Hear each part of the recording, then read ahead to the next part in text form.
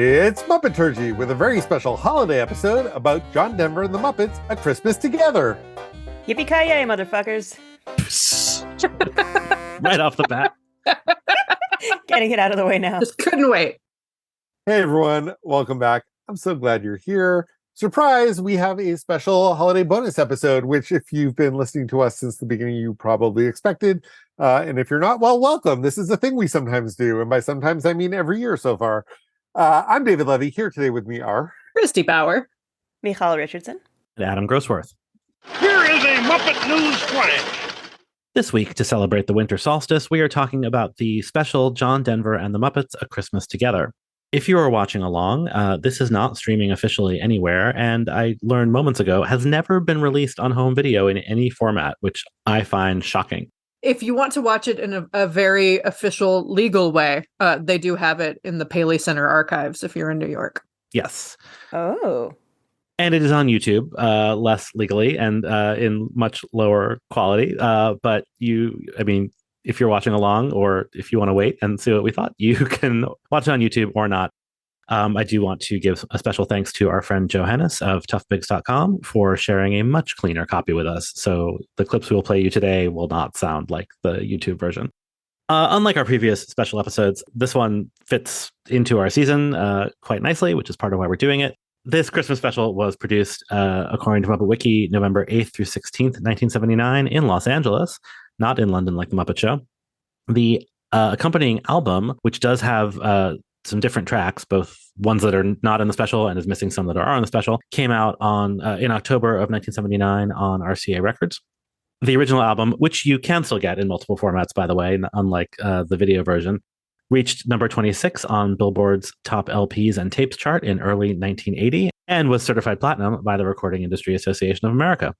The special aired in primetime on network television on Wednesday, December 5th, 1979. That was 2 days after the Phyllis George episode and a few weeks before the Crystal Gale episode, which aired on New Year's Eve. And weirdly, it was on ABC, even though the Muppets had their affiliation with CBS. But I wonder if that's because John Denver, maybe all of his specials were on ABC. Right. This is a John Denver special featuring the Muppets and not vice versa. And it was like CBS affiliates, but it was technically syndicated and all of that. But yeah, as we'll discuss, this is very much positioned as a John Denver special on which the Muppets are his guests. In the news, Wednesday newspapers are a lot longer than Monday newspapers, it turns out, but I will be as brief as possible. We have our usual, the oil crisis, the Iran hostages still going on.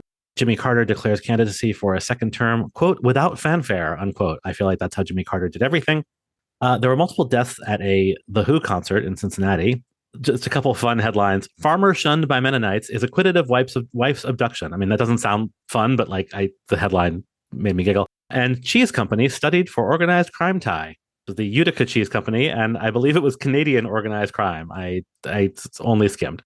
Ore-Ida, yes, the potato company, is using geothermal energy in their production, the first non-energy company to do so. And on the TV page, there is a headline, Equity, that's Actors Equity Association, moves to save 3 Broadway theaters. Spoiler, they failed. Was it the ones that became the Marriott Marquis? Yes, yes. And it was not just Equity. There was a whole campaign to save those theaters, but did not happen. A bunch of really fun ads, several, because of course this is the Christmas season, several for B. Altman, the department store, which apparently had the tagline, "It's always a pleasure," oddly relevant to this special.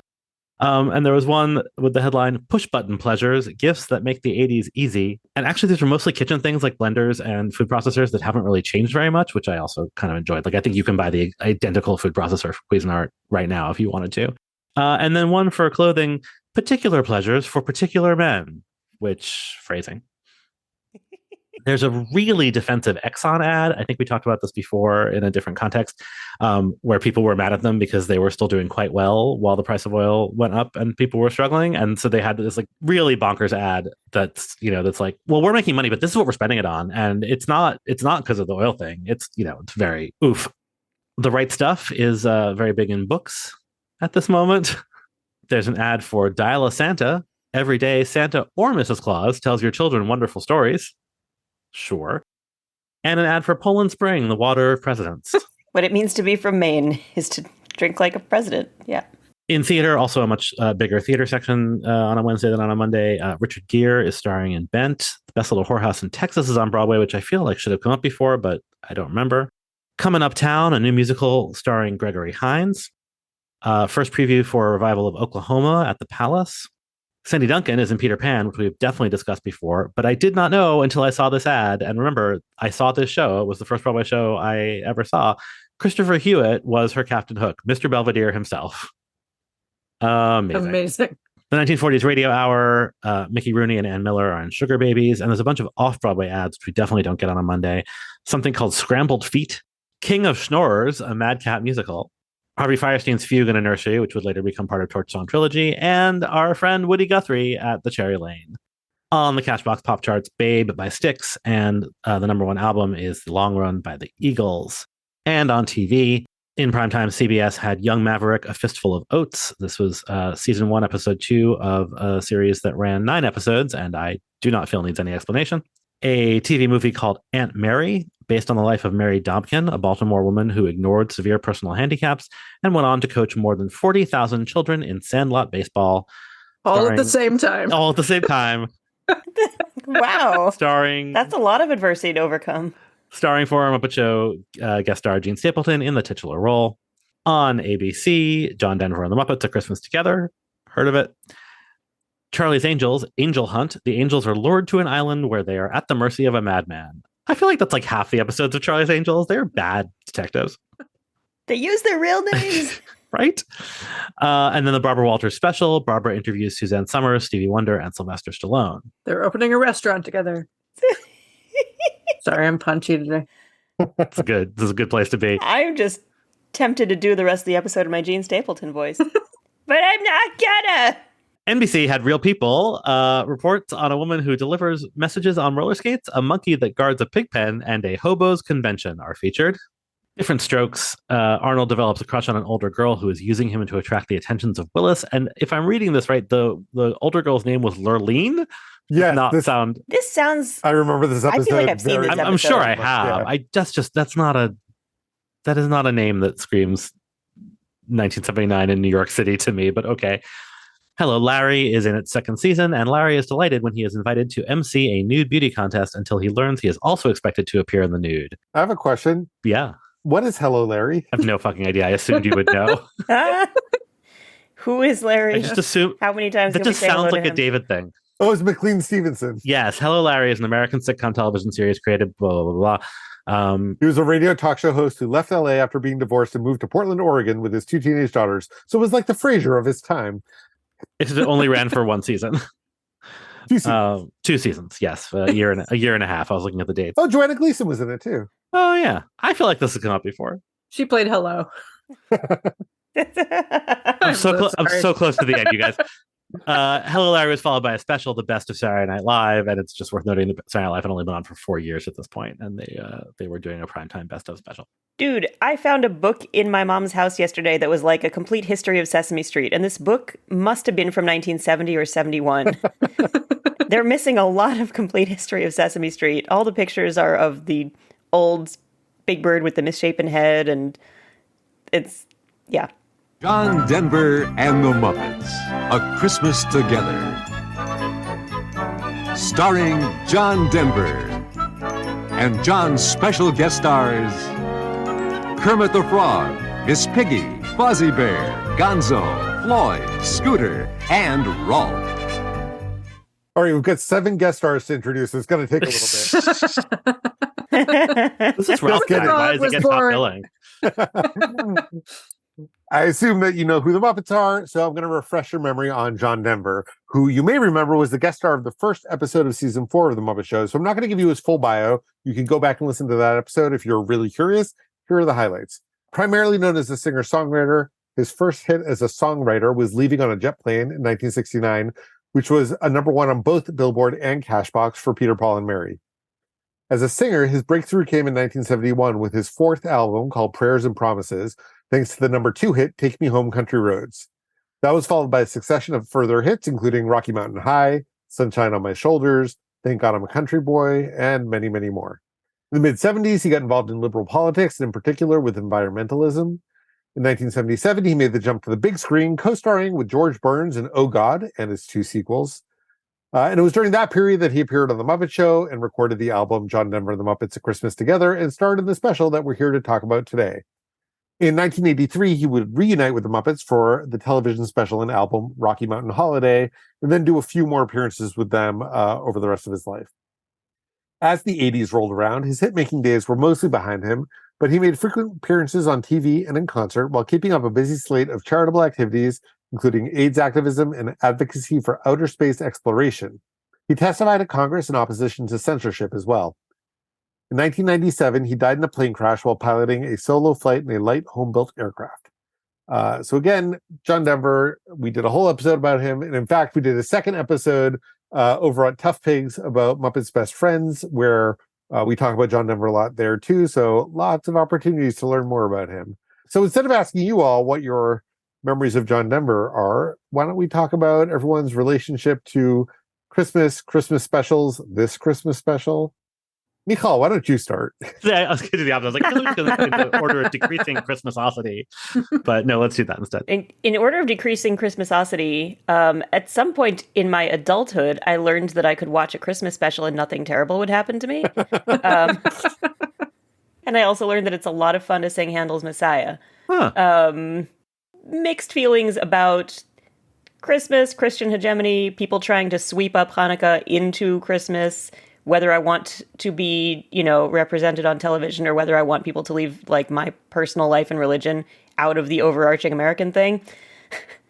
That said, I don't know, getting into the Christmas spirit and watching Christmas specials with the Muppets can be a fun time. That's separate from my feelings about this particular special, which I've never seen before, and I don't intend to watch again. I too was raised Jewish, but I guess less so or less observantly than Michal. And definitely was sort of wrapped up in the American thing. We did not celebrate Christmas in my home. We did not, we were not assimilated in that way. But despite, growing up in a fairly Jewish city and going to a school that, like, I'm pretty sure the student body in my elementary school was like 80% Jewish, my secular elementary school, but it just worked out that way. Christmas is as much a secular holiday in America as it is a religious holiday for a lot of people. And it was just sort of there. And I knew that it was a religious holiday and was not mine, but it was, largely unavoidable. And like we did a holiday assembly every year in elementary school where we sang 2 Hanukkah songs. They are still the only 2 Hanukkah songs that I know, and like a bunch of generally, wintry, non-religious Christmas songs. Like we would never sing a song where you said Jesus or, any of that. So there is like a subset of Christmas music that I didn't know until I was much older. I'd never heard it. But this special, like, I think it must have aired multiple years. I feel like it imprinted on me. I definitely had it confused in my head with the Sesame Street special. Like I knew these songs and these versions of these songs and thought that the book scenes were Big Bird wondering how Santa Claus was going to get down the tiny chimney, which also like deeply imprinted on me as a city kid. Even though we did not have Santa Claus in my house, but like I wondered that too. It didn't make any sense. We had no fireplaces. That's a whole different thing. That's a Sesame Street special, which is also quite charming, but is not this, and John Denver's not in it. It's also a very memorable last season episode of Give Me a Break. Oh, which I almost certainly also watched. But anyway, I'm rambling. But yeah, so I can't imagine we owned this album when I was a kid, but like this is the version of the 12 Days of Christmas that is in my head forever and ever. So it was definitely like a thing. Yeah, I also grew up super Jewish, but also like I was the only Jewish kid in my elementary school, maybe one of 2. So like my 2nd grade teacher thought it would be fun to do a good old fashioned Christmas pageant retelling the nativity, and we sang all these fucking Jesus songs. Did you play Jesus? Because Jesus was Jewish. So well, no, I like asked my mom to write the teacher a note saying that I would like to be the narrator because I did not want to be involved in like the Jesus stuff, but also I was not going to opt out of a theater opportunity. Right. I'm experiencing this conflict with you and being like, wait a minute, are you going to not go on stage? So I get the best role. Right. And also didn't have to sing any of the songs or like be an angel or whatever. Nice. But like as a chorus kid throughout high school, like we learned all this stuff. We did parts of the Messiah in high school chorus in a public school, which I think was probably inappropriate, but we did it. The Messiah slaps. Well, yeah. And I don't know that I saw this special as a kid. Like, I remember Muppet Family Christmas, and I remember the Sesame Street ones much more. But certainly I had this album at least by the time I was in college, if not earlier. And that's a long time ago now. So, and I watched this special last year when prepping for our Tough Pigs episode. So this was not my first recent encounter with the special, but it's not one that I necessarily will revisit a whole lot, but we'll talk about that in the next section. I do like Christmas specials in general, though. Big fan of the genre. Excellent. Yeah, so Our token Christian, Christy. yeah, I was gonna say it's the Christy the Christian. That sounds fake. yeah as Muppeturgy's token Gentile. I won't bore you with my history of Christmas because I have it is lifelong and extensive, but I had not seen this special before. I was super familiar with the John Denver and the Muppets 12 Days of Christmas because it's one that they played a lot on the radio in my hometown at Christmas time. It was always one of those things where I'd get really excited because I'm like, oh, the Muppets are on the radio. Like, it was That's fun. such a cool thing. But yeah, I had not seen this special before yesterday, and I'm not sure that I will ever see it again. Which will be a fun thing to discuss. I feel like we've all sort of tipped our hands. Muppet Wiki has a couple of quotes from reviews that I found amusing. Writing for the Los Angeles Times, James Brown found the combination of Denver and the Muppets to be, quote, an overdose of cute that overextends its welcome with too many spoonfuls of sugar and not enough holiday surprises. The production numbers are ordinary, and the cardboard sets and spray can snow do little to unearth the holiday spirit. And Bill Hayden from Gannett News Service started his review by placing John Denver at the top of his list of least favorite performers and the Muppets as ranking exceedingly high on a list of his most liked performers. So I don't think that either of those are the problem of this special.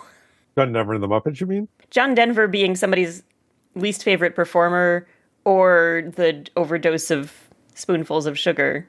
I don't think that either of those are. Well, I think if you the don't like spoonful of John sugar. Denver, there's a lot of John Denver in this. And if you find John Denver True. cloying, there's a lot of John Denver being cloying. Let's get into it. I'll just keep talking because I'm talking, and I also feel like I'm very alone. I love this. I don't love all of it, and definitely like having remembered, a lot of the songs, but nothing that went around it. Rewatching it for the first time since I was a small child, I had a lot of "what is happening" moments, but there's something about. Hey, we said this already, but I love that it's positioned as John Denver's special, where the Muppets are his special guest stars. And as part of that, like, there's a human ensemble. There's like these whole dance numbers that are not Muppet numbers. There's like this deep sincerity to it that is like could only have happened in this moment, or like in or before this moment in time, right? This would be killed in like 2 years in the 80s. And I'm not a big Christmas special person. I don't have like a lot of history with them. And so maybe I just haven't seen a lot of examples of the form, but I don't know. I was very charmed by this, and like a couple of things made me angry and a couple of things I found weird, but like on balance, I love it. Christy, sounds like you not so much. Yeah, I did not love it at all. I here's the thing. I just and when we get into the weird religious shit in this, I will expound, but I just think that a lot of the writing in this is really bad and sloppy and off-brand for the Muppets. And that ultimately is my issue. I just think it's thrown together really weirdly. Now, that's not to say that I scowled at the entire thing. There are delightful moments. The 12 days is obviously great. And the piggy stuff, I'm really excited to talk about. But yeah, as an example of a Christmas special, as an example of a Muppet thing, I mean, it's an okay showcase for John Denver, but I think even his talents have been used better places. Yeah, I was not a fan. Michal? Same. I think that this is an example that latter-day Muppet writers could take an example from, of what happens when, even in the peak Muppet era, the Muppets don't shine as brightly as they could when they don't have people writing for them who know how to write for the Muppets. Because this does feel off for them. And the Piggy stuff is fun because she's throwing herself into it, but not because she's given good stuff to work with. It still doesn't feel quite right, still doesn't quite feel like Piggy.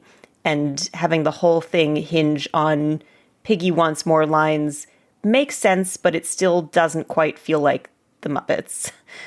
Yeah, not a fan. As much as there are bits of this that I love, the 12 days, like, if you are at all interested in this special and you find a YouTube clip of it, you could easily just watch the first 5 minutes, which is that 12 Days of Christmas, and then declare victory and turn it off. I mean, you could watch a few more minutes and see if it's for you, but if it's not, then you've already seen the best part. There are a couple of other highlights that I enjoyed. There was a duet with John Denver and Rolf that I thought was wonderful.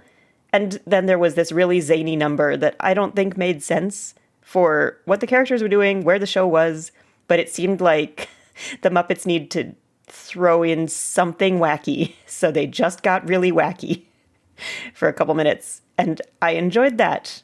And everything else, maybe some of it is that Christmas production numbers are not necessarily for Michal's, but some of it is that it's not good. David? So I liked it better than Christy Michal did, and I've now seen it 3 times within a relatively short amount of time, and I think I liked it. I like some parts of it better with familiarity and some parts of it worse. The songs have a little bit of sameness to them and a little bit of drippiness to them, at least the songs that are very John Denver forward. And I think that sort of drags it down a bit, although the more I listen to it and the more I recognize those individual songs as what they are, like, the more they start to stand out for me. But I agree that the writing really brings it down by not having a really strong through line, which I know, like, this is a variety show as much as it's a special. It's not necessarily the kind of thing that is supposed to have real strong plot elements to it, but I think it would have been better if it did. And I noticed in the end credits that John Stone was credited with additional material, and John Stone is one of the genius minds behind Sesame Street, but not someone who is frequently associated with this group of characters. And I do wonder if this sort of soft touch treacliness of it was a side effect of, like, calling in John Stone instead of Jerry Jewell for the touch-ups. Interesting. I didn't know that. There's a scene with Kermit that I quite like, but it feels a little Sesame and could have done with a Jerry Jewell punch-up. So yeah, that's an interesting fact to know. Well, speaking of the writer's room, let's go to the read-through. Muppet Show backstage.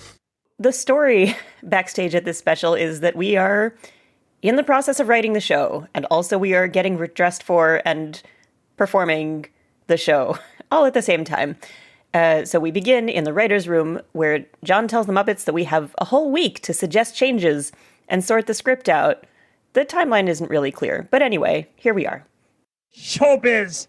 The first time you open the script to see the magic, the excitement, the adventure. And how many lines you got? I find this script has wit, humor, and excellent taste. Taste!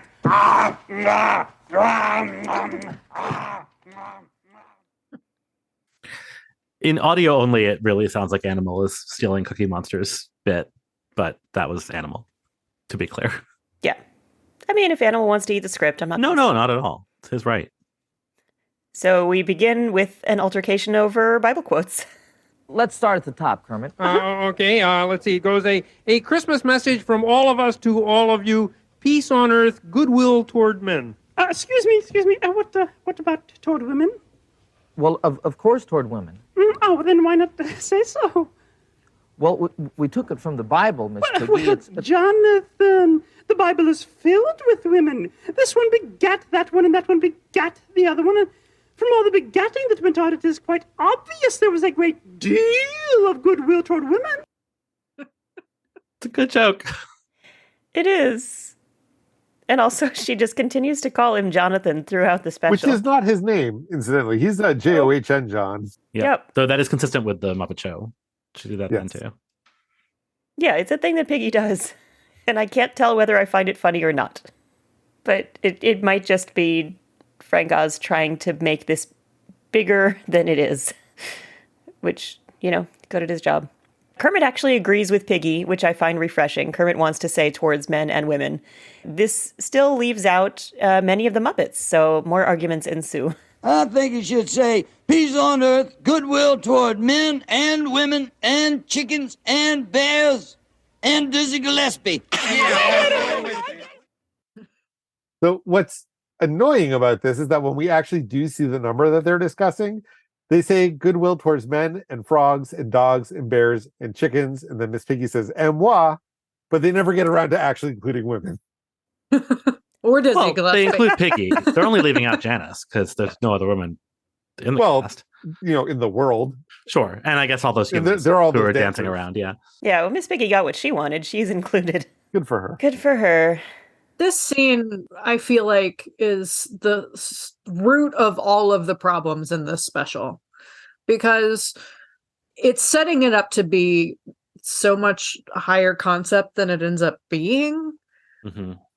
And also, I don't want to get into this too early, but like, I feel like there is this genre of Christmas special that Charlie Brown Christmas also falls under, where it's the secular humanist wrappings where like in the middle of it you've got so this is what the actual like religious significance behind the holiday is, but here are the broader here is a quote unquote universal message to be gleaned from it, whether or not you actually care about the origins of the holiday.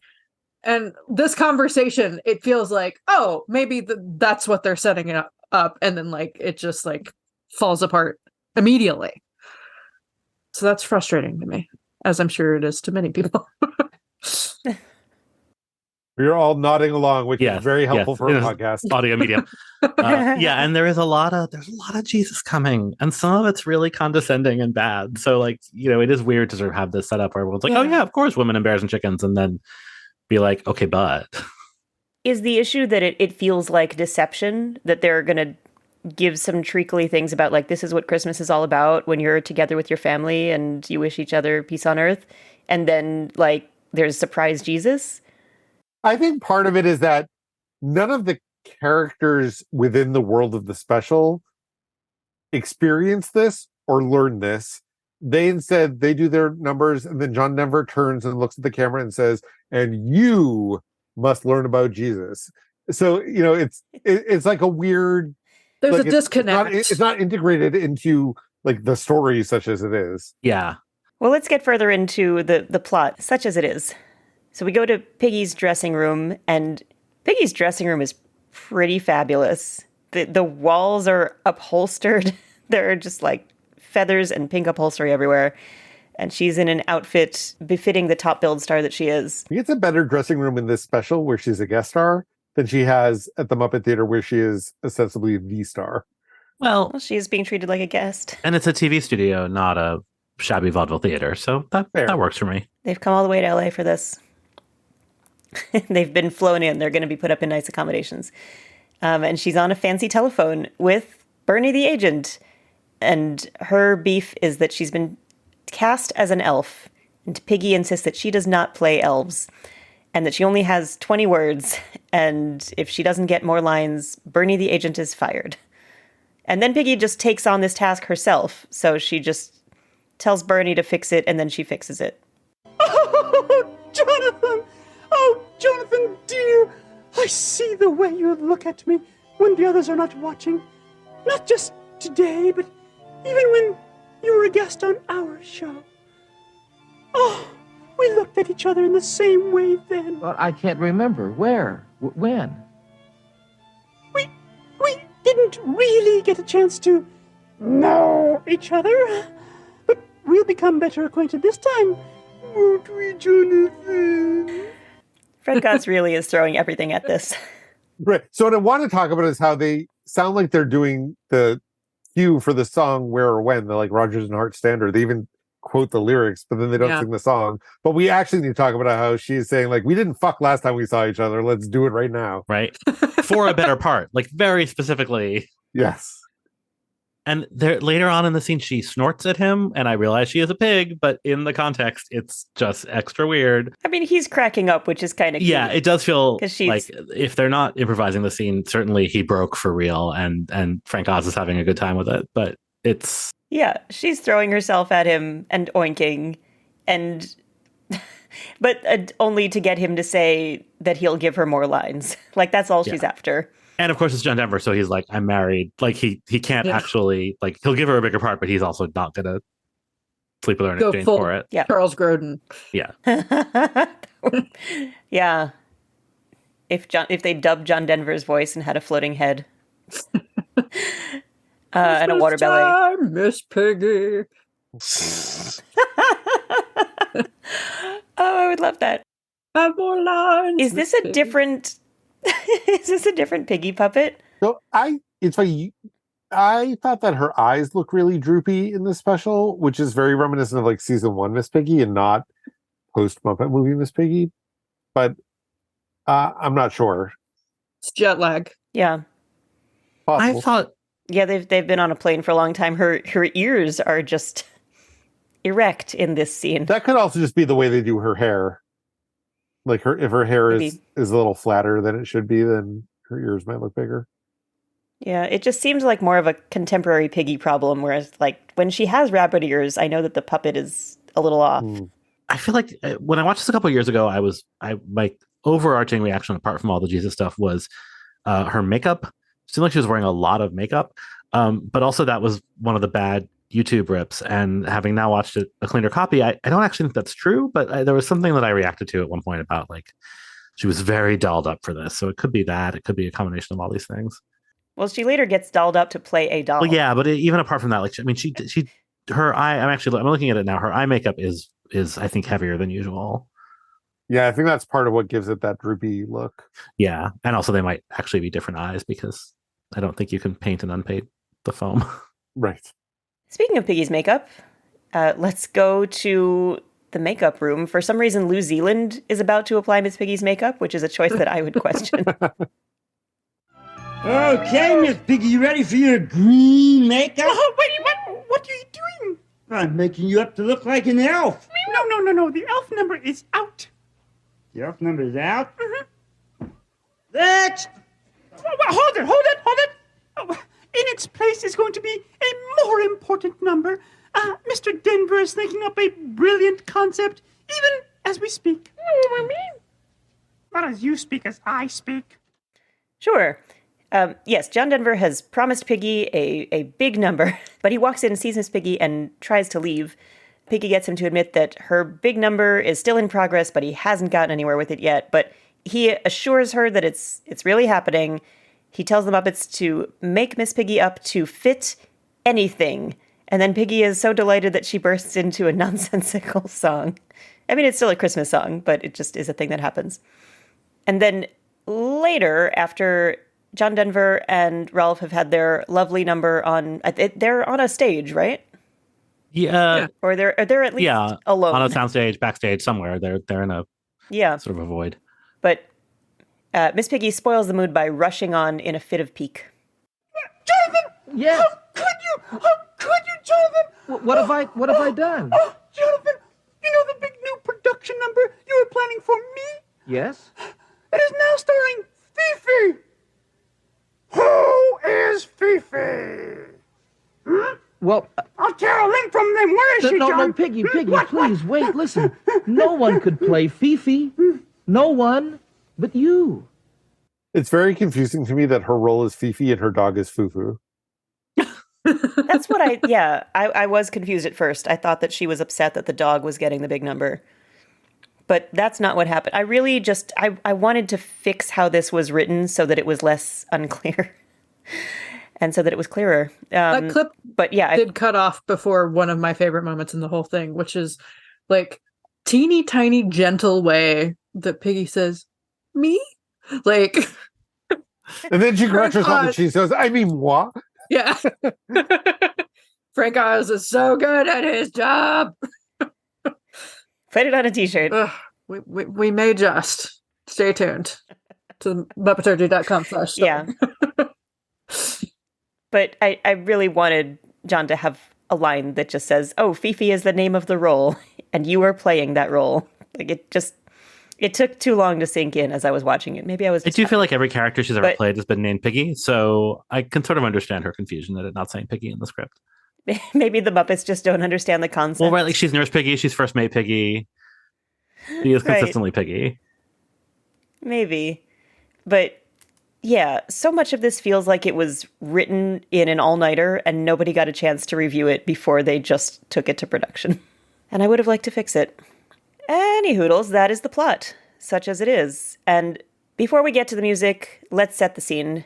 In lieu of a show business segment later, we'll do that now and just tell you what's happening in the special. Never mind that jazz. Listen, Turkey. What?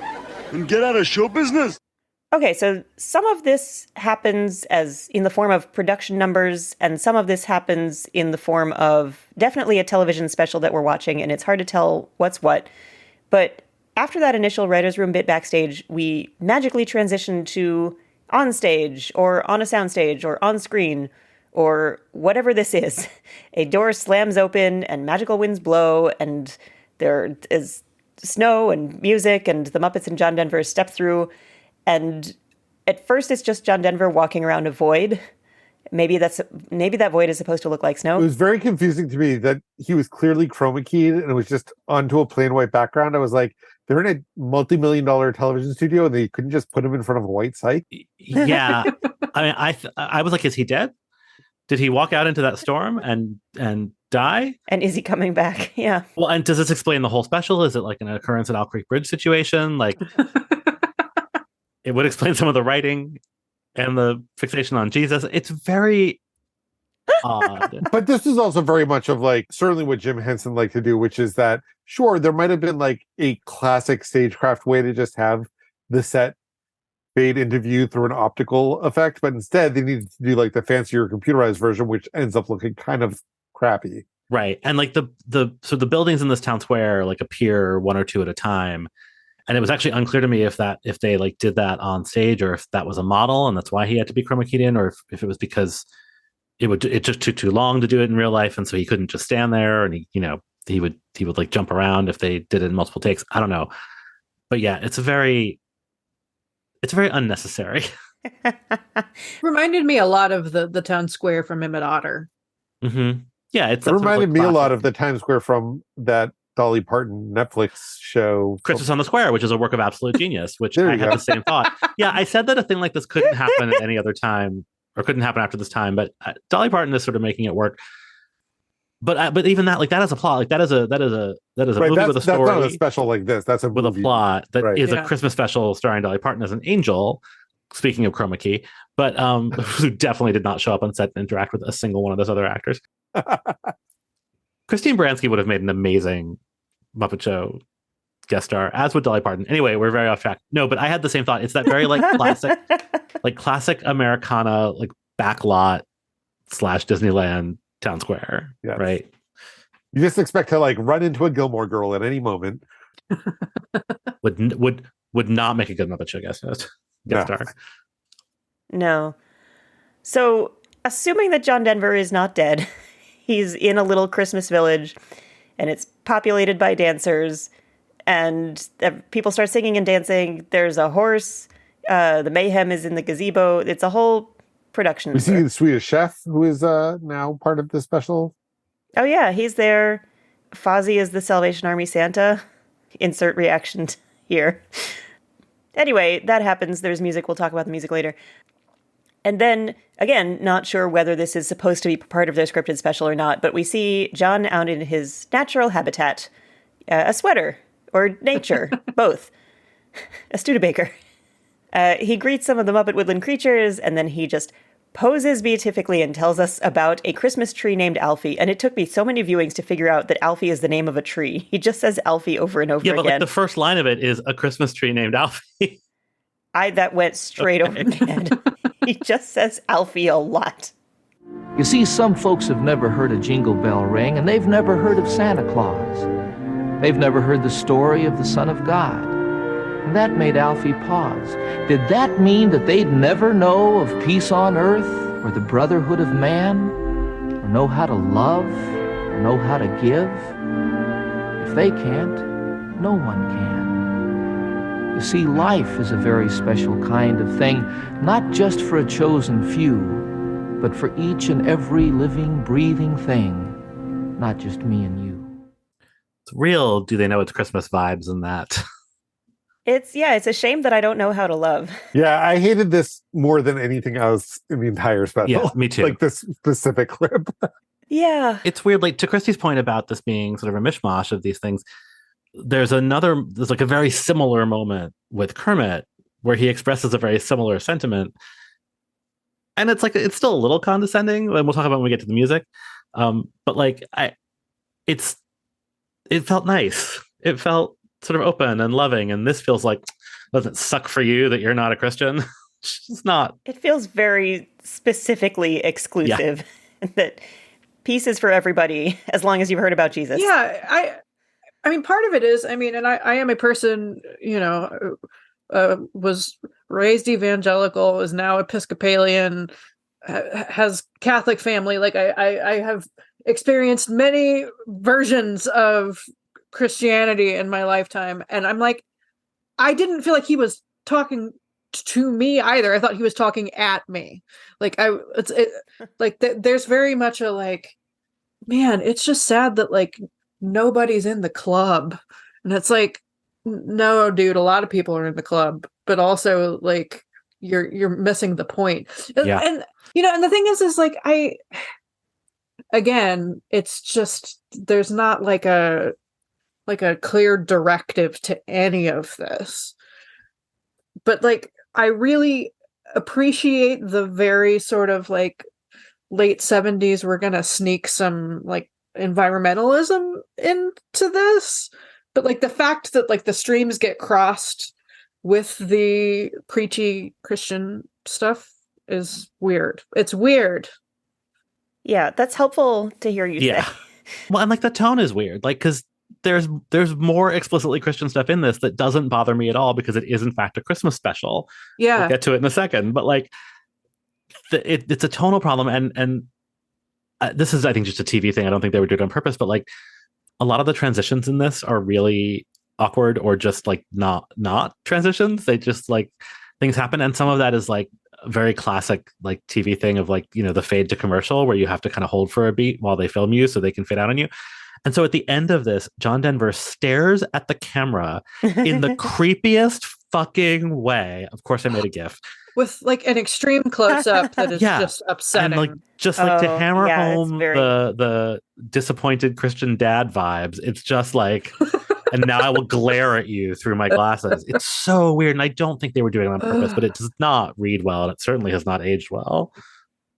Yeah, they meant for this to be uplifting, and I am a little relieved that Christy did not find it uplifting. No, because I didn't know if it's me. Like, I get that it's not for me, and I'm not the intended audience of the special. Or is they it want to talk about Christianity for you, right? Because you're the one who needs to hear it. Right? Or maybe this is proselytizing, and I feel left out, and that they want me to feel left out so that I can experience the joy of Christmas.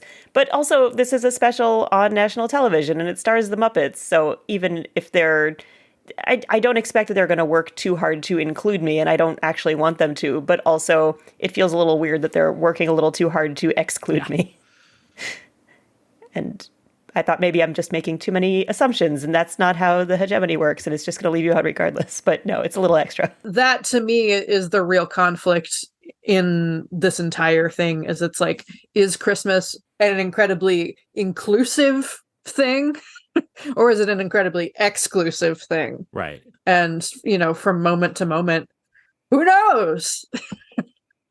Right. The position of this special is that it's yes and yes. Ugh.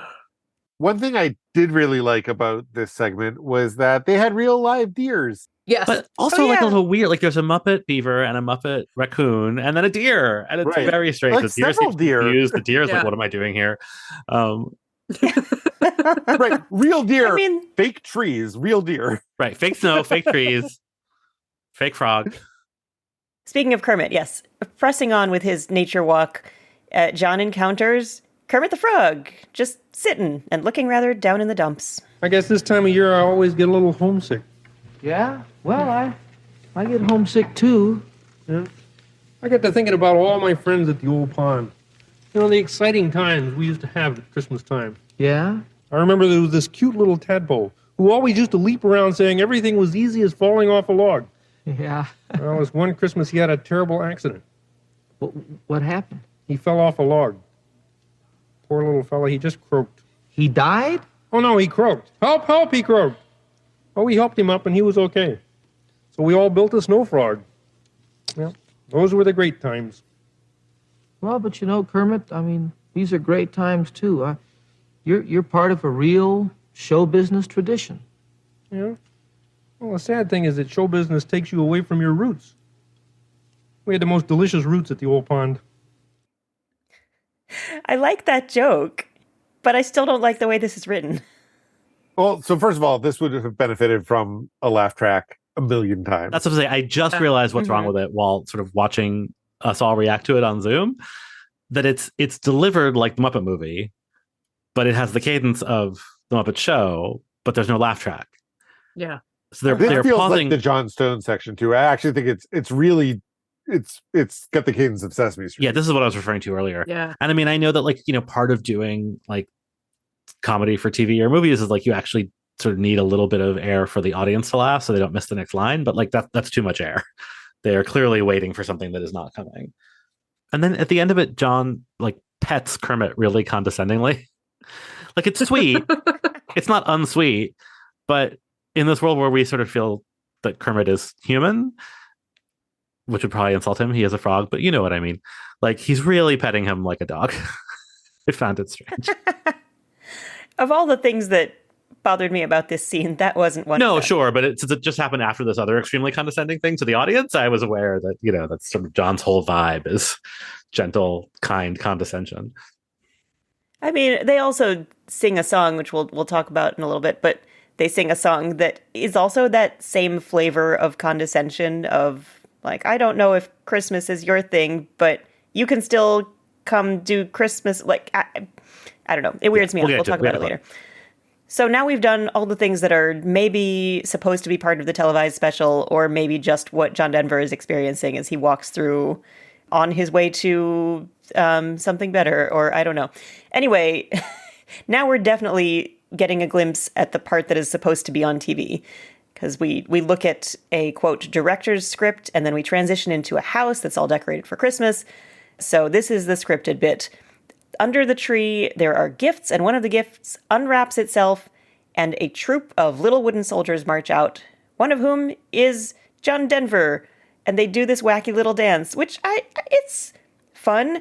And John Denver is, I think, doing most of his own dancing, if not all of his own dancing. And they do a cute thing where he's like in the wrong part of the line and he's bumping into things, and it's a good time. So that happens. And then another gift unwraps itself, and it's Miss Piggy in her star turn as a little doll. She's done up like a little porcelain doll, and she sings this song of longing, which we will talk about. And then she and John Denver, as the soldier, briefly reunite. In slow motion. In slow motion, yes. They run at each other from across the room. I seem to remember doing this in a movie somewhere. Yes, very good.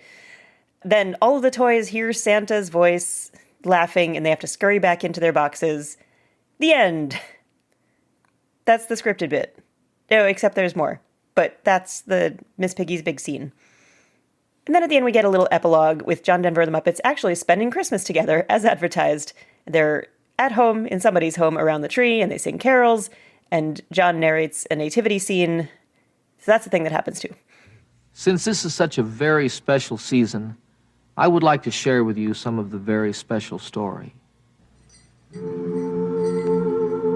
it came to pass that Joseph went up from Galilee unto the city of David, which is called Bethlehem, with Mary, his espoused wife, who was great with child. And so it was that while they were there, the days were accomplished that she should be delivered. And she brought forth her firstborn son, and wrapped him in swaddling clothes. You know how that goes. We could stop there. Sir, I knew Linus. I served with Linus. Linus was a friend of mine. You, sir, are no Linus. I have a clarifying question. Is espoused wife as redundant as I think it is? Yeah, but that's language from the Bible. So it's not just like some TV writer decided to. But it also sounds like a weird translation issue because like I looked it up because it means something different today. It is an archaic word meaning marry, and the example they gave was Edward had espoused the Lady Grey. That makes sense, but it's like King James Bible. Like sure, it is the familiar version of this story from Luke. I'm still saying it's probably a bad translation because it's redundant. Well, the King James Bible is a bad translation. There you go. That's part of what makes it charming. Out of curiosity, because I know how this hits me, obviously. But like when the similar moment happens in Charlie Brown Christmas, does it weird you guys out? Yeah. Yeah, and actually I find it more jarring than this. Like at this point in the special, it's been like sort of weird tonally enough. And this feels so on brand for John Denver, and it feels so off brand for Peanuts. Also, like the nativity part of this special doesn't weird me out nearly as much as the judgmental Christmas tree from earlier. So like it is, it is, and they both are like explicitly Christmas specials, right? They're not holiday specials. They're not Christmas specials. They're not, let's light some things specials. Like I don't think it would happen if you were making this now, but like I sort of thought it was kind of lovely in a weird, slightly creepy way. But it was like I found it creepy because I found the puppets kind of creepy, not because but like this part of the special is classy in a way that like the earlier thing wasn't. Yeah. And also in that zone in which it is John Denver's show, not the Muppets show. Like there are puppets in this that were made by the Jim Henson shop, but that are not like the Muppets don't appear in this. They're in the room with him while he's telling the story live, but it's not like, Sam is playing Joseph and, Annie Sue is playing Mary. Like that would be weird. It would bother me a lot. Yeah. These were new puppets that were created for this nativity scene that we cut to. Yeah. They're more in kind of like a dark crystal-y, or like an art puppet. Yeah. They're very beautiful, but I don't like that their faces don't move. Like they're very stiff. Yeah. And so like the donkey and the camels look amazing, and all the humans like are very pretty when they're still, but whenever they move, I find them very odd. I think they're very interesting and cool. And Jim Henson defined them as the first serious puppets we've made. Untrue. Which what about the ghostly crew of the Alpha Centauri in the Crystal Gale episode? Those were deadly serious. We must believe in Jesus, McCall? Is that what you're saying? We must believe in some kind of magic. We've learned that from Crystal Gale already. I would say that the African Muppets that sang with Harry Belafonte were just as serious as these Muppets. They were maybe playful, but they were... I was about to say they're more comedic, but playful is a much better word. Yeah. Yeah. Yeah, so what do you think Jim Henson meant when he said these are our first serious I think what he meant is that there's not an ounce of playfulness to this, that it is just simply like respectful. So much so that these puppets don't ever speak either. It's like John Denver is narrating and we see little like snippets of them like moving around, acting out the story, but there's no dialogue for the puppets. Like I think they were being so extra careful to not do anything that might offend people, which is funny because there's actually like a very long tradition of puppets in churches. So like, I don't know what he was afraid of, but good for him. Yeah. I did not mind this section as much as I minded the Christmas tree. It also went way faster than I remembered it going. They're not stupid. Like this is also like the tonal thing that Christy was talking about. Like a lot of this feels like it's for kids, and then Miss Piggy tries to fuck John Denver, which is a thing on the Muppet Show too, but like but the Muppet Show gets that balance. Happy holidays, better. Merry Christmas. Like the Muppet Show knows how to do that balance really well. But I think that this also comes like in the middle of 3 ballads. So I think that on some level they were like, keep it short. Yeah. We got to keep it short because we will lose the kids. And at least like the ballads involve like Scooter and Robin and, are much cuter than this visually, if not textually. And then we close out with more carols. There's a moment where they cut to Piggy with her arm around Kermit, and I don't know that there's a puppeteer inside Kermit. It looks like she's kind of strangled him to death. It is weirdly romantic at this point too, because like you see Floyd and Janice kind of cuddled up together, and Piggy and Kermit are cuddled up together, and Gonzo and Camilla are cuddled up together. And like I get that it's like that late in the evening sitting around the fire vibe, but again, like especially coming right out of like let's hear the nativity, it felt a little strange to me. They heard the bit about the espoused wife, and that just really got him going. Yeah. Scooter and Robin feel very much like the kids, and like Piggy and Kermit are mom and dad sitting in the middle of the couch, and then John Denver is the creepy uncle who is like, no, Christmas is really about Jesus, you guys. I gotta tell you the nativity before you can open your presents. Very strange vibes in the last 20 minutes of this special. Let's get to the actual vibes in the special.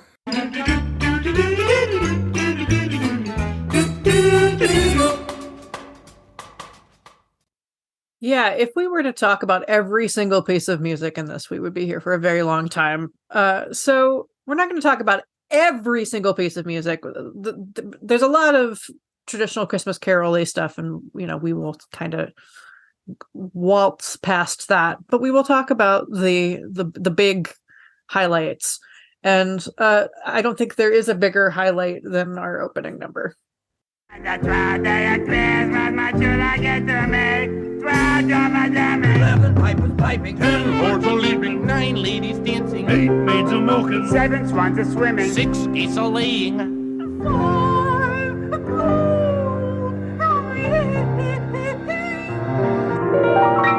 bum bum bum, 4 calling birds, 3 French hens, 2 turtle doves, and a partridge in a pear tree. Wah, wah, wah, wah.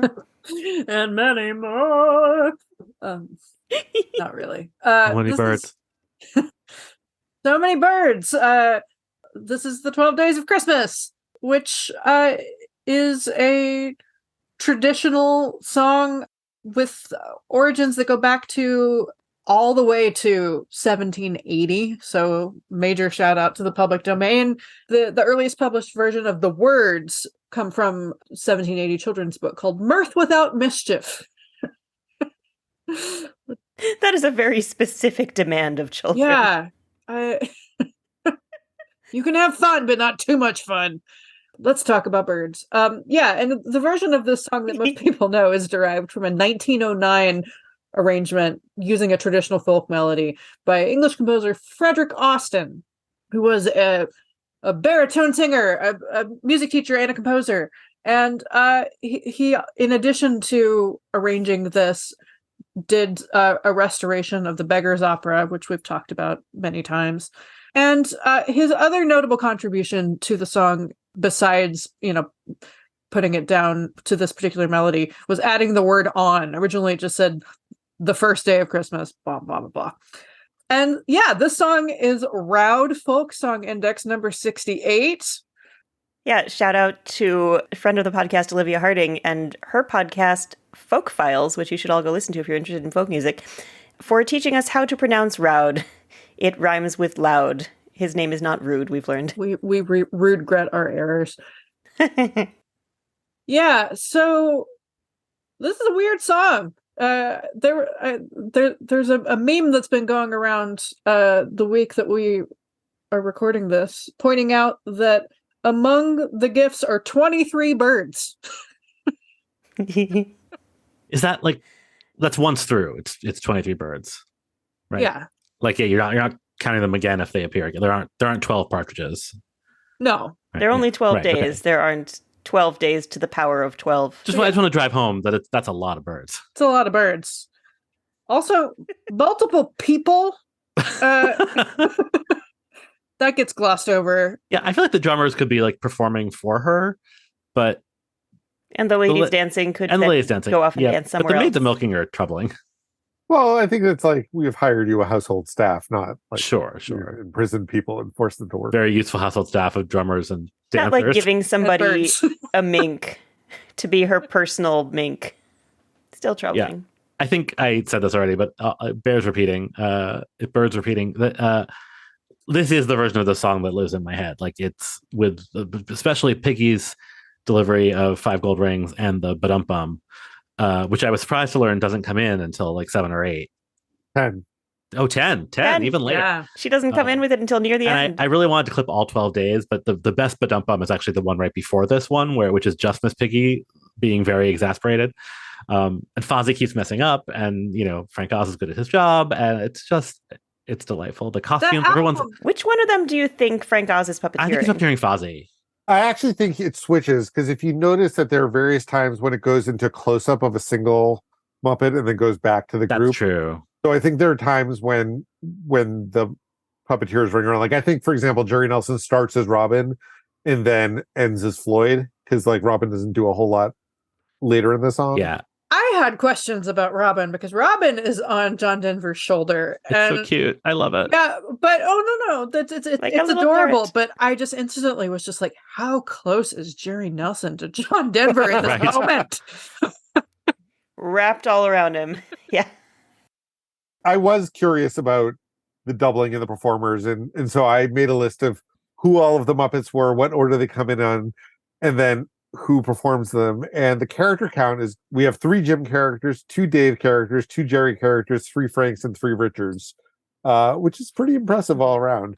Well, they get around having Rolf there by just having him in a totally separate. Right. He's at the piano, and so they all look over, and Rolf is there. But then also we have, Zoot shows up. He doesn't sing, but you hear his saxophone play. So there's so much going on. In addition to our 5 guys, at this point, Steve Whitmire, Louise Gold, and Catherine Mullen are part of the Muppet performer quasi-core cast. So even though they don't have their own characters, we can assume that they are part of making this happen. Right. And just the costumes, like it's just worth, like they're sort of doing like the traditional sort of Dickensian caroler thing, except then Janice just shows up in like this really cute knit hat with a pom-pom. Like, I don't know. It's all great. They all have hats. I love it. Muppets in winter gear, always adorable, never fails. Yeah. Our next song happens, depending on your perspective, possibly at the point where John Denver walks into the snowy void and dies. Maybe they're all just high. I would say that maybe they're all hallucinating this. This is when the show transitions from the reality of the writer's room to the magic of Christmas. There you go. Sure. Opa. Or at least the magic of television. May I have the pleasure of your company as we share this warm and friendly Christmas show. If I can have the pleasure of your company, we'll soon forget the freezing ice and snow. Well, John, old chum, we'd love to come. I'm sorry if we're quarrelsome. But Johnny, you know some artists can be such beasts. If I can have the pleasure of your company, we'll stay together everywhere we go. So this is a song called Pleasure of Your Company, and at the moment, Muppet Wiki is wrong on this one. They credit it to Ray Charles, the show's current, at this moment, music supervisor, who maybe wrote the updated lyrics. But this song is actually from a musical called The Good Companions that had music by Andre Previn and lyrics by Johnny Mercer. If you're playing the Muppeturgy bingo, this is going to be the first of many, many opportunities to bingo this episode. The show also had a book by Ronald Harwood, who was the Academy Award-winning screenwriter of The Pianist. It was a British show. The original production had a cast including Judi Dench. So, can't entirely But go it was wrong. a show called The Good Companions and featured a song called The Pleasure of Your Company. It sounds very mild. Yes. Very hospitable. Yeah. It's the song was covered by Bing Crosby, Bing Bing Bing, and we've talked about Johnny Mercer a lot, but we haven't really talked about Andre Previn, who is also adjacent to some Muppeturgy interests. Andre Previn was a German-born American composer, not just composer, but also conductor and pianist. He was a piano prodigy. He was enrolled with a full scholarship at the Berlin Conservatory at the age of 6. but was kicked out for being Jewish. It was the late 30s. So his family fled to Los Angeles, and he got into film scoring because his father's second cousin, Charles Previn, was the music director at Universal Pictures. And yeah, during his film career, he won 4 Academy Awards, and he also won 10 Grammys. He was married several times, including to Mia Farrow, previous Muppet Valentine show guest star Mia Farrow. There you go. So that's also his connection to noted Joe Raposo stan Frank Sinatra. And bingo, bingo, bingo, bingo, bango, bongo. And he was also a jazz musician. He was a big part of the West Coast jazz scene. And Dizzy Gillespie described him as having the flow, which I can't imagine a cooler descriptor than Dizzy Gillespie saying, "You have the flow." You have the flow. And yeah, and then later in his life, he was the conductor and or music director of several big orchestras, including the LA Phil, the Royal Phil, and the London Symphonic Orchestra. So, yeah, cool guy. Good for him. Good for him. We kind of alluded to this, but this is a big production number with many, many humans. And John Denver is a surprisingly good dancer, I thought, or they're doing a really good job of cutting around him. Yeah. Very graceful. He's definitely doing his own dancing in a lot of bits, if not all of it's it. a lot of full body shots. So it's 12 days, and then that scene where they're talking about the script, and then this. And so, like, I thought this was off to a great start. And like, yes, like, we have issues later, but like it sets the tone as being like, it's so cheesy. It's so 70s in just like all the best ways. Like, this is exactly what I want this to be. It's very charming. There are a lot of what the fuck moments. Well, yeah, that's exactly what I want it to be, though. I'm like, yep, there's a horse. Great. Like, fine. It's charming. Yes, it's there are not 2 very tiny ballerinas. Christmassy, though. Well, but Christmas is about bringing people together. Right. In this, and, you know, the sentiment is, but like it's just very. It's in a very needs like, more jingle bells. show tuning. Yeah, maybe it's an arrangement thing. I don't know. Yeah, it does. It does just feel like a variety show number, not necessarily a Christmas variety show number. Yeah, it's wintry. They're in the snow. But yeah, he dances with some ballet dancers. Then he dances with some cops. And then he dances with old ladies. And then he joins Miss Piggy on it. She's on a sleigh. There's a horse. Looks great. Yep. She's got foo-foo. She's having a good time. Yeah. All cops are ballet dancers. Yes. Yeah, no, Miss Piggy comes in on a sleigh, you know, like she's the and she slays. Grand Marshal of the Bad Bitch Parade. Like she's she owns the moment. She got what she wanted. Truly. There's a fleeting blast of Joy to the World, but we're not going to talk about Joy to the World because it's very famous. But let's talk about some of these John Denver songs. These treacly John Denver songs. It's in every one of us to be wise. Find your heart, open up both your eyes. I was waiting for the chorus to come in because that's a lot of John Denver. I think all the times that I watched this, I watched it at least a little bit sped up. So this just is way too slow for me. I was really excited that I could get a slightly shorter clip that made sense because it is so slow. So that's where I got it off. Yep. Yeah. It's just so. And I love this song, but let's talk about it. Yeah. Okay. Let's talk about it. I don't love it, but you know, it's fine. It's called "It's in Every One of Us." It was written by a guy named David Pomerantz, who wrote a couple of Barry Manilow's songs. He wrote "Trying to Get This Feeling" and the old songs, and he co-wrote the music for the musical "Scandalous," the life and trials of Amy Semple McPherson, which had a book and lyrics by the one and only Kathy Lee Gifford. Yeah. Well, first of all, David Pomerantz, also a Scientologist, so that puts a spin on this song. Sure does. But yeah, the song was also part of a musical called Time, a very, very weird musical called Time. David, how would you describe Time? Time is a rock musical kind of loosely based on Doctor Who. You have my undivided attention. That had famously, what they called a hologram, but was actually just a projection of like a giant decapitated head as sort of like a cosmic figure who I think, Maybe Laurence Olivier, wasn't it?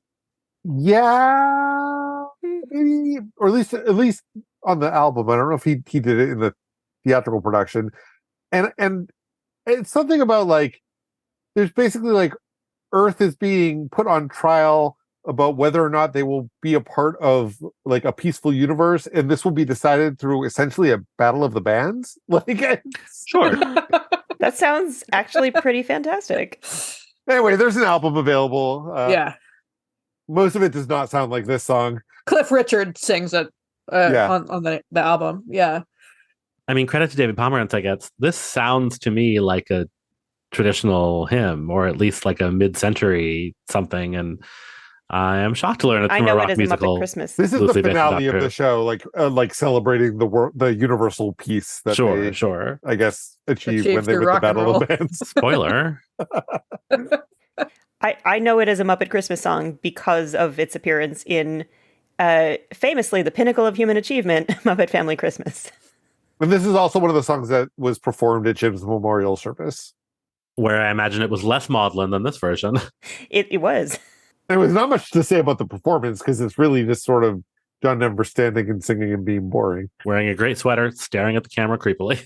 And then they just zoom in on his face, and then we're out. And then we move on to his creepy song with Kermit. I don't know if you believe in Christmas, or if you have presents underneath the Christmas tree. But if you believe in love, that will be more than enough for you to come and celebrate with me. Death to the lyricist who decided that love and enough should rhyme. Yeah. Also, at the very beginning of that clip, someone drops something. It's very audible, not less on the clip than when you're actually watching the whole thing, and probably not on the YouTube version. But like, it sounds like drumsticks to me, but I don't think there is any percussion at this point in the song. It's very weird, and it's very weird they didn't fix it somehow, especially because I assume nobody was actually singing live on set. It's like, it's really audible. It's very loud. Yeah. I thought it was one of us. No. It's in the clip. I don't know if you believe Right there. So this is what I was alluding to earlier. While Christy recovers from the dropped drumstick. Like, this has that same like slight tone of condescension. Like, well, I don't know if you believe in Christmas, but I guess I'll hang out with you anyway. But like, I find this overall sentiment very sweet. And, you know, as a person who is not actually religious now, and who knows that all of these holidays are about having an excuse to light things at the darkest time of the year.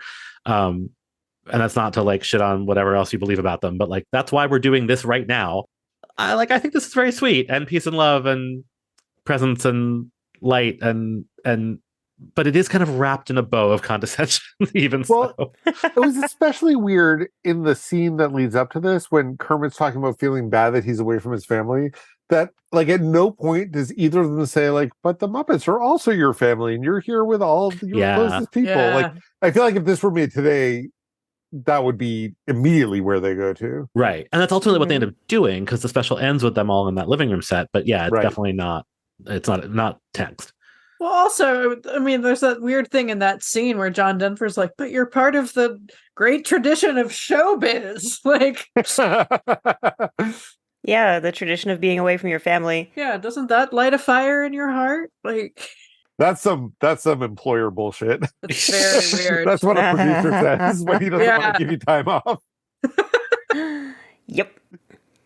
Anyway, Chris, why don't you tell us about the song? Yeah, so the song's called "The Christmas Wish," and it was written by Danny Wheatman, who was a member of John Denver's band, and he plays mandolin and harmonica on the John Denver and the Muppets Christmas album.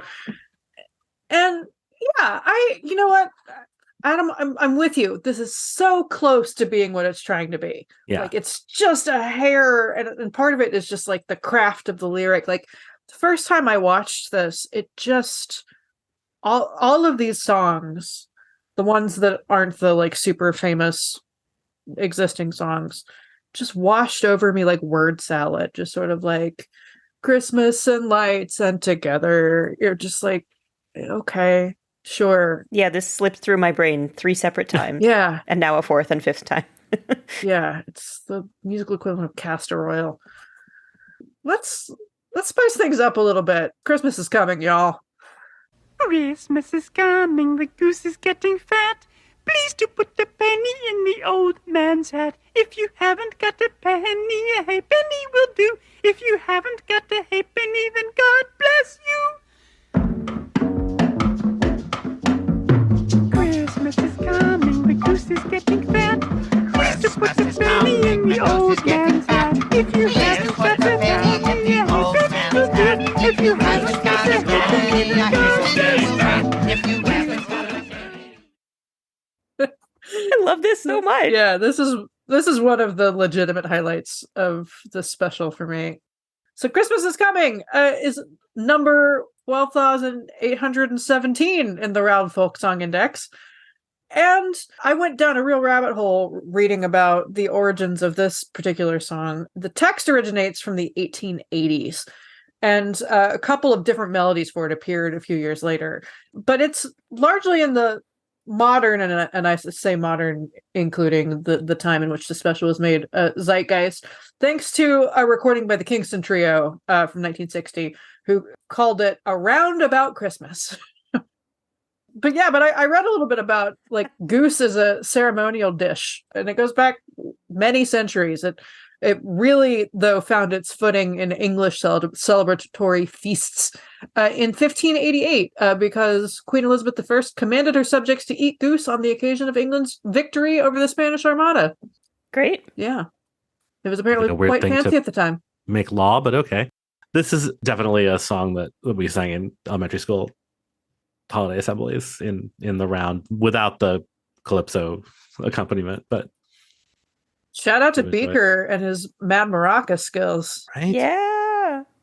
I only know the Muppet recording of this. If there are other recordings of it, I'm not aware of them and don't want to. No, it's be. the only recording I know at all. Sadly, the fun comes to a screeching halt yet again. As John Denver attempts to put us all to sleep. It's just a wish, a dream I'm told from days when I was young. Merry Christmas, little Zach. Merry Christmas, everyone. Merry Christmas, little Zachary. Merry Christmas,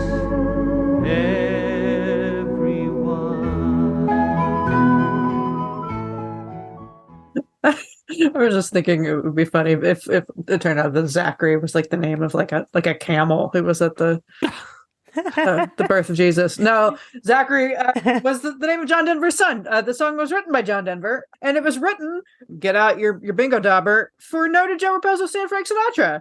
Hey. In his version, he sang Angela, the name of his granddaughter, not Zachary, who is not related to him. Yeah, and apparently Sinatra and John Denver became good buddies in the 70s and, performed together. And Sinatra recorded several John Denver songs. But, this is such a snooze. This is my least favorite thing in the entire special. Like, there are other things that actively offended me, but this was just so dull. Like, this is the UK spot of the special. It's so boring, and it is about nothing, and it's not staged as anything. He's just wandering through the town square alone at night, singing to his son who's not there. Like, I hate it. Yep. I don't dislike it as much as I dislike Kermit saying, I don't know if you believe in Christmas, but that's okay. But yeah, I'm not saying... I dislike them for different reasons, but, I would rather listen to that song again than listen to this song again. Mm. Well, let's cleanse the palate with an actually good song. Yay. Through the years we all will be together, if the fates allow. Hang a shining star upon the highest bough, and have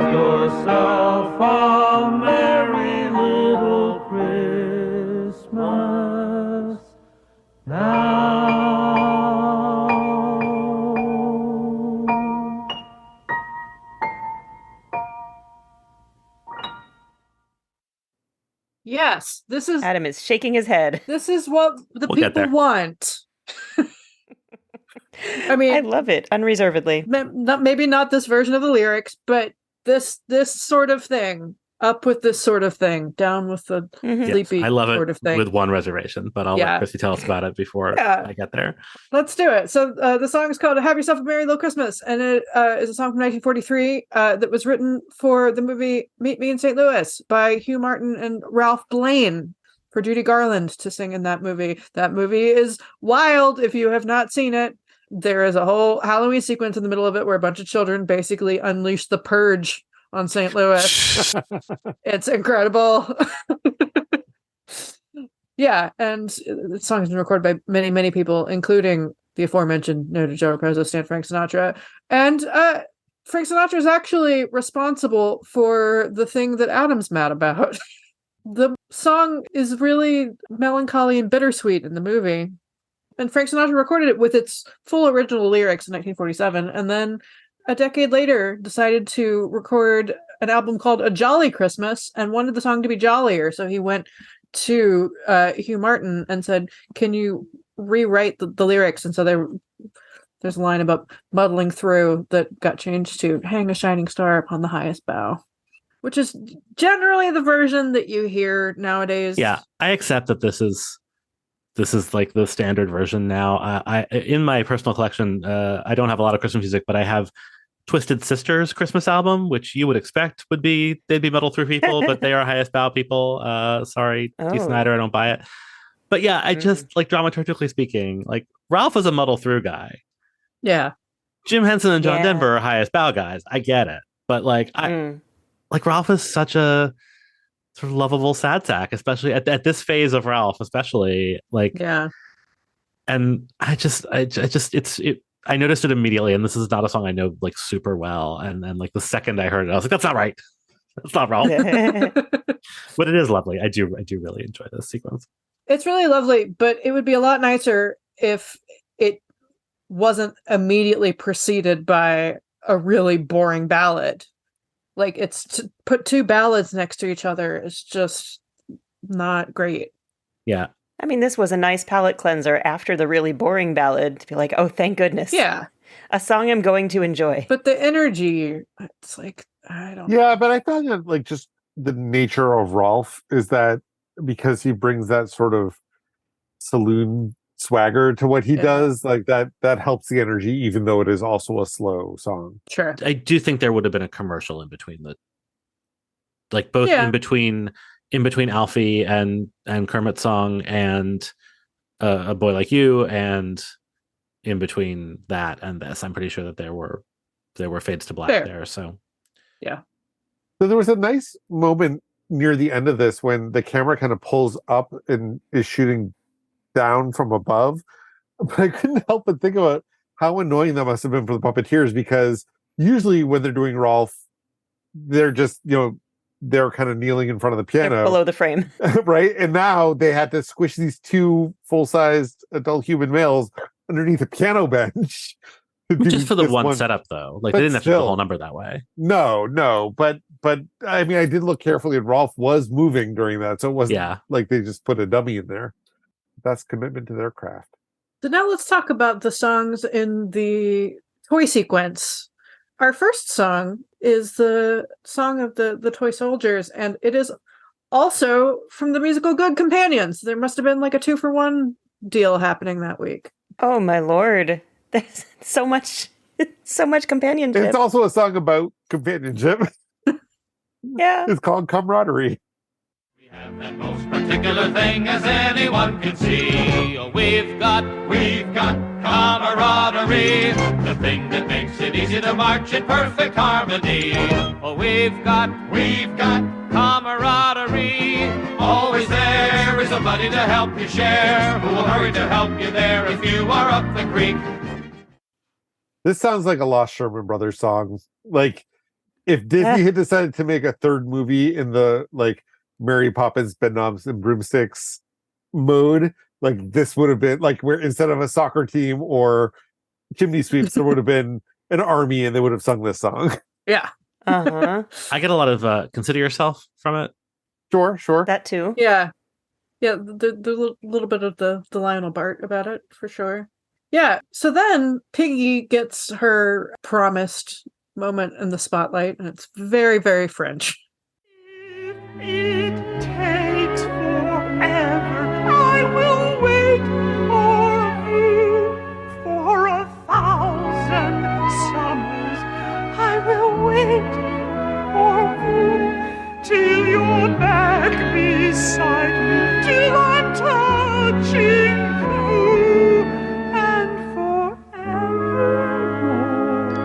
sharing your amor. Yeah, so this is I Will Wait for You from the movie musical The Umbrellas of Cherbourg. Those good old parapluies. Gotta love them parapluies. Has music by Michel Legrand, who we've talked about before. He wrote the music for The Windmills of Your Mind. And the French lyrics are by Jacques Demy, and the English lyrics are by Norman Gimbel, who we've definitely also talked about, specifically on the Lena Horne episode, because he wrote the lyrics for I've Got a Name.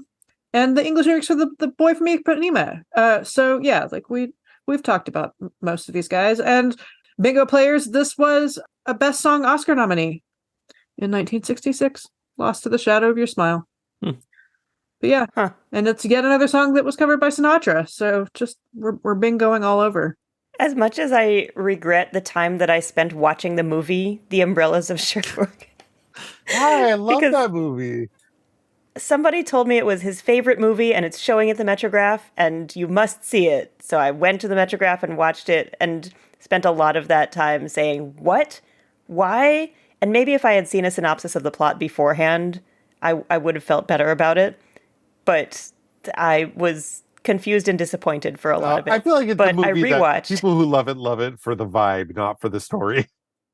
Like it is and I didn't beautiful know that. colors and beautiful music. It is. And some stupid ass love story. Who fucking cares? It made me angry because I was expecting a better story. And as much as I regret the time I put into watching it, I don't regret rewatching the clip that includes this song so that I can appreciate Miss Piggy's over-the-top performance of this particular piece. I also love that they started this, it wasn't in the clip, but they started this song out with a fake out snippet of La Vie en Rose. Just so they're like, by the way, we're going to get real French. Parade, motherfucker. Get your breath. Yeah. Ha ha ha. I was very confused about who the toy soldiers are fighting. Because the toy soldiers, whatever, they shall return. Rats? That's all you need to know. Isn't that what toy soldiers? I believe in the Nutcracker they do fight rats, yes, but I am not an expert, so if I'm wrong, I'm sorry. But they seem to be outside, like she is watching out a window for her love to return. We do hear like the sounds of gunfire and explosions. It's very strange. Perhaps they're fighting the Germans. Perhaps. All right. Well, it sounds like we need some peace around here. The hope that has slumbered for 2,000 years, a promise that silenced 1,000 fears, a faith that can hobble an ocean of tears, the peace of Christmas Day. The branch that bears the bright holly, the dove that rests in yonder tree. Crimes against scansion. So if there's one thing Christianity did, it's end war. It's a folk song. You know, it's a folk song because they get away with saying holly. You know, it's a folk song because you ain't heard no horses sing it. So this is Uncle Peace Carol. It was written by a guy named Robert Beers, also known variously as Bob Beers and Fiddler Beers. He was the patriarch of the folk singing Beers family and the host of the Fox Hollow Music Festival in Petersburg, New York. And sadly, he died in 1972, so he did not live to see his song sung by Muppets. Apparently, this has become something of a Christmas standard, at least if you believe among like junior high choruses. Because if you Google this song, you find a million like SAB and SATB arrangements for sale, and they all talk about how this has become a beloved Christmas standard since the Muppets did it. Sure, I'll Maybe take your it word for fills it. a specific need of just That's saying good. Christmas, but it's not a holiday or winter song. It is a Christmas song, but it's not a Jesus song. Yeah. Yeah, this is the type of thing we would have sung in elementary school. I had never heard this before in my life. I mean, I guess I did, but I don't remember it.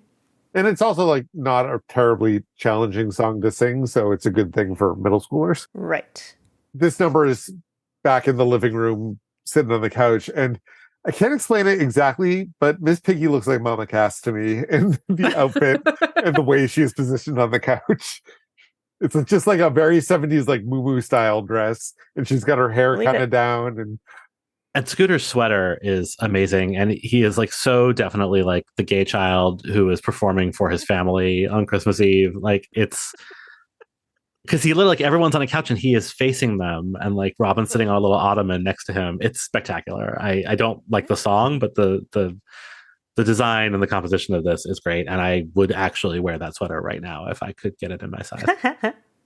So onward from the not quite Jesus stuff into the Jesus stuff. Yes. And we won't go into any detail, but during the whole nativity sequence, we hear a little bit of O Little Town of Bethlehem, the first Noel, We Three Kings and Joy to the World.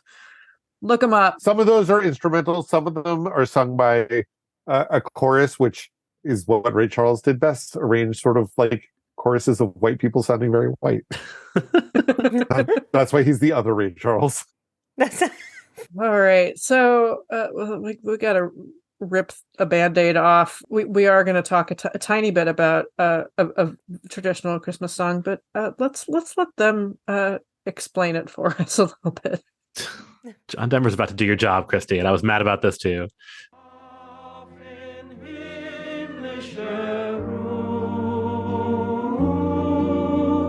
Schlaf in himmlischer On December 24th, 1818, Joseph Mohr, the curate of a small parish in Oberndorf, Austria, gave a poem that he had written to a friend of his, Franz Gruber, who was also the organist and the choir director in that church.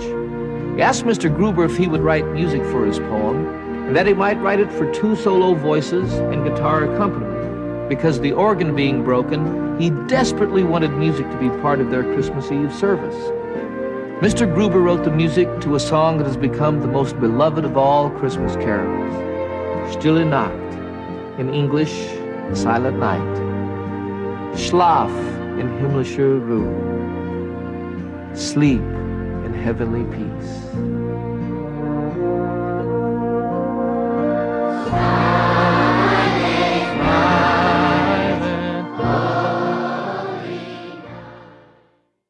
Oh, there is so much. So much to unpack there. Well, first of all, when it starts out, it reminds me of that speech in Hedwig in the middle of Tear Me Down about the Berlin Wall.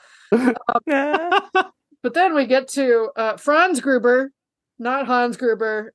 We all heard Hans Gruber. Oh, 100%. Absolutely. Yeah, especially in the YouTube version. You know, I've never seen Die Hard. Okay, you watch Die Hard. I'll watch The Umbrellas of Cherbourg. But now you can weigh in on whether it's a Christmas movie based on the Hans and Franz of it. It's definitely a Christmas movie. Now we know. Weirdly, my strongest associations with this song are Barbra Streisand using it as the closer to a happening in Central Park, and Simon and Garfunkel using it as a political statement, neither of which is particularly Christmassy. So even though this is in many ways like the most Christmassy of Christmas songs, like also has other uses. Yeah, I also know it because of Simon and Garfunkel. So I know it because it exists. I exist in the world in a majority Christian country. But actually, like I think it's pretty common to hear it like just the first verse or two, and not the part where they actually say things like "Christ, our Savior, is born." Right. But so in elementary school, we did not sing anything that was explicitly religious in the holiday assembly, except apparently if it was not in English, and therefore nobody would notice. So you got to sound like Nazi youth. Yeah. Even at the time, like even as an 11 or 12-year-old, I was like, this is weird. This doesn't feel right. I'm not like offended per se, but it doesn't really feel correct. And like my last name is very German. It's fine. But like, I don't know. And then, so hearing this, I was like, why the fuck are you saying it in German? I know it's German. I don't know that story, but like, I know it is an originally in German song, but why is John Denver saying it in German? on network television in 1979 with the Muppets. It's really weird, but I did know all the words. I mean, I think that a lot of people who grow up singing Christmas carols, like particularly in like church settings, like learn this and also like O Tannenbaum in German. I just think that it's like, I don't think it's that unusual. Yeah, I guess. I think it was just the Muppets singing it in German. I don't know. It just like, I mean, my jaw fully dropped the first time I watched this. Like, It also just like, really... and I like the sound of the German language generally, but it sounds better in English. I'm sorry, it sounds much sweeter in English. And Adam, you pointed out in our Slack that it has real "Tomorrow Belongs to Me" vibes. Well, yeah. So then we should also, and this fully got me. Like, so when he stops talking and it switches to the English, the camera pulls back to reveal the set in the studio, and watching them are, I don't know, 100 people. Most of them are small children, which you heard at the end of the clip, in like fancy Christmas dresses. Yeah, and so I will admit this got me because I really love show business, and I really love that they were like, it's a set on a soundstage, and here are. They never explained who they are. I'm assuming family of the crew, but who the hell knows? Oh, I assume they were cast. Yeah. It's the way that like Sesame Street kids get cast. Right. I have no idea who these children were, but like it did get me. And then the children are singing the song, and I'm like, oh yeah, no, this is a little creepy and weird. And like in their 1979 frilly Christmas dresses. Finest Christmas clothes, which was it just left the writer in me with just like continuity questions of like, were the kids there the whole time? Were they bored? I mean, they were bored. You could see they were bored. But were they watching like, throwing herself at John Denver? How much of this have they seen? No, because that was during the week leading up to. They've only seen the broadcast. pageant bit, and I'll wait for you. Right. Or a little war drama. I did also getting to see the set. Right, you can see the whole set is raised, and there's a couch in the scene, so mostly the puppeteers are, I think, inside the furniture, but I imagine they were actually standing up because of the way the whole set is off the floor. It's just like that little detail I thought was a nice thing to get that behind the scenes peek, and I would have frankly liked more of that throughout the special. And then we end with "We Wish You a Merry Christmas" over the credits. Look it up; it's famous. Do some freaking homework, people. Merry Christmas, everybody. Yeah, Merry Christmas. Merry Christmas. Merry Christmas, Uncle Kermit. Oh, thanks, Robin. Merry Christmas, Piggy. Merry Christmas, Kermit. Merry Christmas, Jonathan. Merry Christmas, you guys. Thanks for listening to this episode of Muppeturgy. Gamble on us in 2 weeks for our discussion of the Kenny Rogers episode. You can find us on social media at Muppeturgy or on the web at Muppeturgy.com. Buy our merch at Muppeturgy.com/store. Our theme music was composed and performed by Christy Bauer. Our show logo was created by Todd Brian Backus, and this episode was edited by me, David Lynn.